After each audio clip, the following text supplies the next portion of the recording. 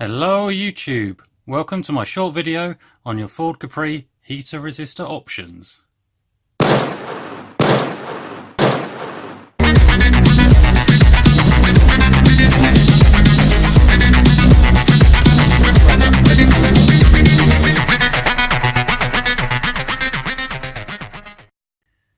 Hello viewers and welcome to my latest in a series of videos on the Ford Capri. If you find them useful, a subscribe really does help my channel.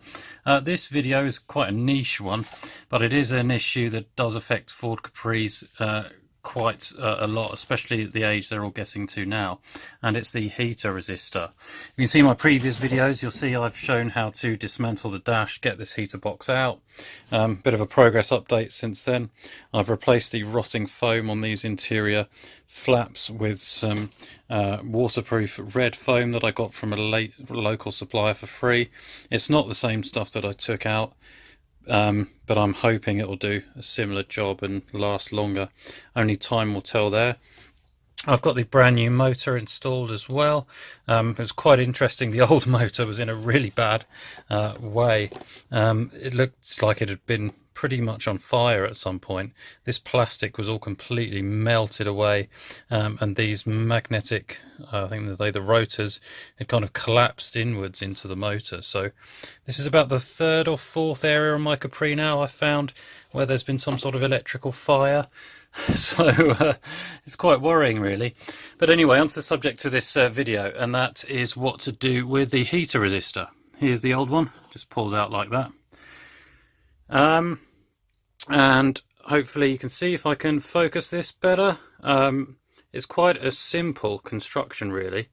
That's the resistor there, and it is just, if you can look inside, there you go. It's just a wire that's wound round over and over again with this, it looks kind of ceramic sheath around it, I guess to stop it from overheating. As you can see, mine, like yours possibly is getting a bit rusty. It's not too bad compared to some. And it does actually, I believe, still work. And I do believe it works. You have two fan speed settings on your Capri. You have kind of fast and slow. And I believe, and I'm no expert on this, so you might want to check. I believe that when it is set to fast, the current just comes in through one prong and goes out the other. And as you can see, doesn't pass through the resistor at all. It just goes out and round and down. And if you want it to go slower, it comes in one, goes through the resistor to slow it down, and out the other. So as far as I can tell, you've got about 4 different options with what to do with your heater resistor. The first one, and one that a lot of people opt for, is to pretty much do nothing, to just bypass the resistor when it gets old or fails, and just stick with the one fan speed setting. The pluses of this, obviously it's cheap and minimum effort. The minuses is, unless you take the heater box apart and really have a look at this, you don't really know what state it's in. So you don't really know whether it's dangerous, whether it's burnt out, or what's going on there. So I would recommend, everyone talks about taking the interior apart as being this huge and difficult and stressful job. I haven't found it too bad so far, although I haven't actually started putting it back together again yet. So we'll see how that goes there. What I did think about doing with this, which is a step on from doing nothing, is trying to refurb this. As mine still appears to be continuous, it looks like it's not beyond rescuing. I could just scrape off the rust, maybe coat some of the exposed metal with some sort of protective coating or paint, and put it back in. And that was an option I was probably going to go with to begin with. However, I've since changed my mind, and some of this is thankfully due to some feedback from you guys commenting on my videos. I've since decided to replace this with an aftermarket part. And here again you have 2 options really. You can make your own one, and they don't look too difficult to make. The resistors you can get off eBay for about £1 or 2, and they're a lot more modern than this looking. It's not something I know a great deal about, but you could clean up the board, solder in one of these resistors and put it back in. You could maybe even look at making your own board. I mean, they don't look too complicated. It wouldn't cost you a lot of money. I guess the whole job would probably cost you a few pounds if you've already got soldering iron stuff, and in time it would take you, if things went well, maybe an hour, maybe 2 hours, maybe 3 hours, depending on how good a job you wanted to do.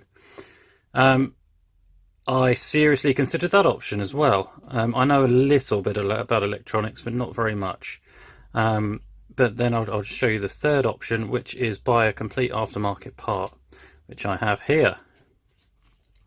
This one's from Capri Gear, and it's a part that they've developed and they sell. And as you can see, excuse the cat, it's brand new. A brand new board, brand new contacts, and a brand new resistor. I won't give away too much detail because I don't want to give away this guy's intellectual property, but there you go. And these are quite pricey, and it's been a bit of a subject of controversy, I think, because these are about £45 each, and some places sell them even for a lot more than that, which is quite a lot for some fairly simple electrical components.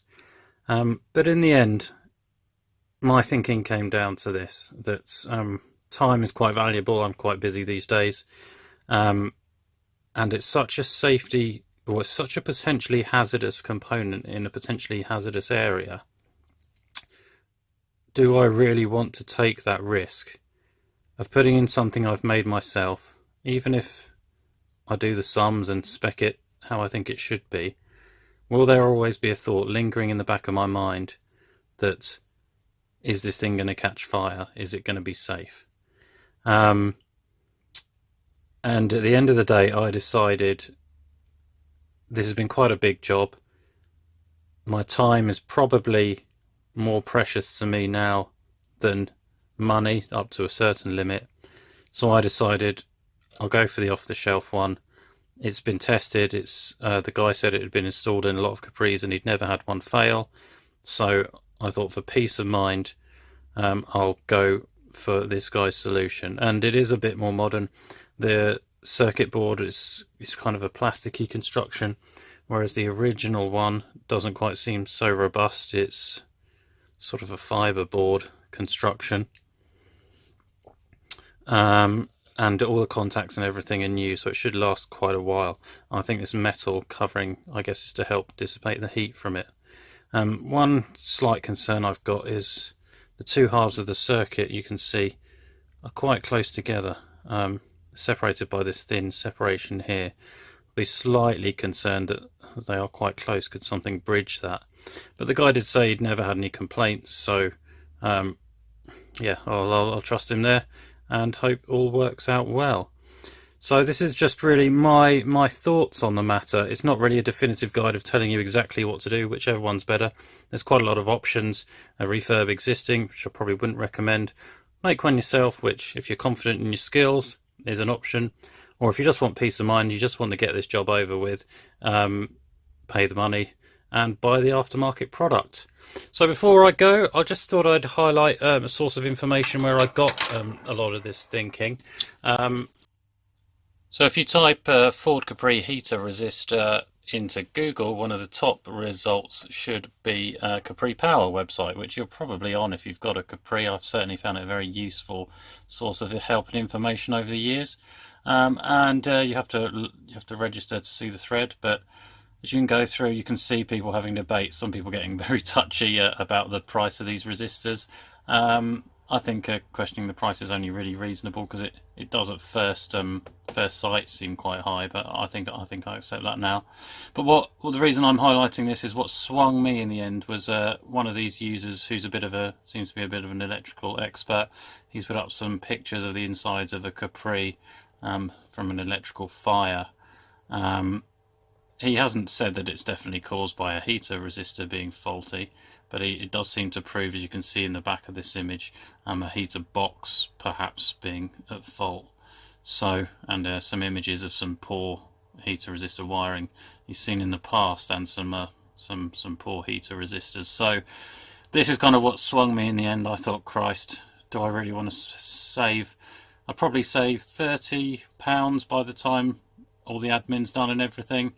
Do I really want to save £30, spend a couple of hours of my own time making something, to put into this job, which elsewhere I've tried to do as best as I can and properly, even replacing the foam, which I don't think a lot of people would do. In the end, I decided I'll go with the most professional option I can find. It is still a bit of a risk. I mean, it is a product this guy's made. I don't really know who this guy is or what his expertise is, but it seems to be the least risky of all the options. So I hope this little video has been useful. It's just really a video to record my thoughts on it, because I couldn't really find some definitive information elsewhere. But there you go. Thanks for watching. If you like the video, do subscribe, and see you next time.